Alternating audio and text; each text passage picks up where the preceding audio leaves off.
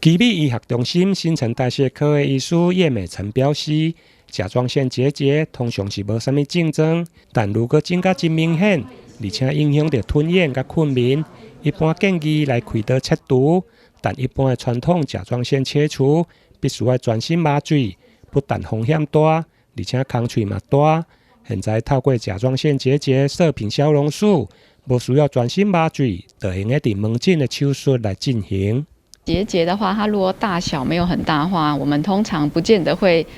有一些症状。那但是它如果慢慢大起来的话，可能会有一些压迫的症状，然后吞东西可能会有一些吞咽困难啊，然后或是更严重一点，可能就是会有压迫到食道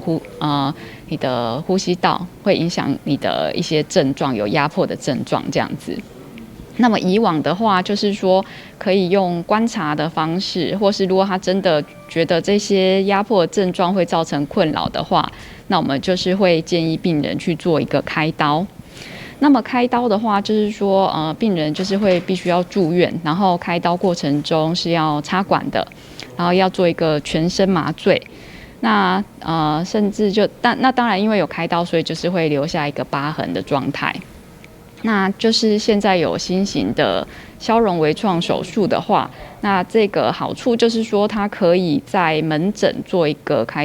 手术的处理。那它是一个局部麻醉，那伤口的话就是大概0.2公分左右。那如果它恢复的不错的话，久了以后，它就甚至没有疤痕这样子。基美医学中心对2020年引进甲状腺结节射频消融手术，是一种低侵袭性，唔免专心麻醉，经由超音波的导引，将电极针放入去甲状腺的结节内面，借由交流电来释放，让局部的组织产生凝固性的坏死，进一步让甲状腺的结节来缩小。